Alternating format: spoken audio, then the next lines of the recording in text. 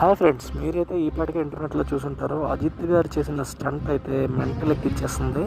ఈ స్టంట్లు చేయడం ఆయనకి ఇది ఫస్ట్ టైం కాదు. ముందు గ్యాంబ్లర్లోని కానీ మిగతా సినిమాల్లో కానీ ఆయన ఎప్పుడో అప్పుడు ఏదో ఒకటి స్టంట్ సొంతంగా చేస్తూనే ఉంటారు. ఇప్పుడు ఇదైతే కారు పల్టీని కొట్టేసింది. లక్కీగా అజిత్ గారు సేవ్ అయ్యారు. సో ఏమంటే ఆలస్యం చేయకుండా వీడియోని చాలా తీక్షణంగా చూడండి. ఎటువంటి బాడీ డబుల్ లేకుండా అజిత్ గారు పెర్ఫామ్ చేసిన స్టంట్ అన్నమాట ఇది.